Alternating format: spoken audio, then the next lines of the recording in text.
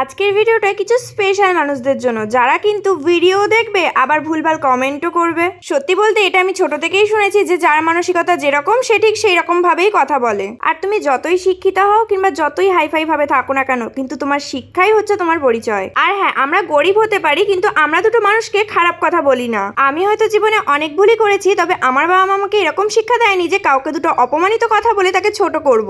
যাই হোক, বেশি কথা বলতে চাই না। আমি জানি আমার ফ্যান ফলোয়ার্সরা, আমার ভালোবাসার মানুষরা আমাকে অনেক ভালোবাসে। আর মাঝেও কালকে একটা দিদি আমাকে কমেন্ট করেছিল, আমি স্ক্রিনের উপর তার কমেন্টটা দিয়ে দিলাম। এই তাকে উদ্দেশ্য করে আমি কিছু কথা বলতে চাই। আসলে কি বলতো দিদি ভাই, আমরা হয়তো গরিব হতে পারি, ঝুপড়িতে থাকতে পারি, তোমাদের মতো বড়লোক নই, তবে তোমাদের মতো ছোট মানসিকতা আমাদের নয়। আর কি বলতো, কিছু বড়লোক মানুষদের অহংকার একটু বেশি হয়, সেগুলোই হয়তো তোমাদের কমেন্টের মধ্যে ফুটে ওঠে। আর সবশেষে আরেকটা ভিডিওর কমেন্ট আমি তোমাদের সামনে তুলে ধরলাম, সেটা হচ্ছে এই দিদিটাও কিন্তু কিছুদিন আগেই মুম্বাই থেকে ঘুরে এসেছে। সেও কিন্তু গরমটা খুব ভালো মতোই ফিল করেছে, মাত্র 2 মাস আগেকারই কথা।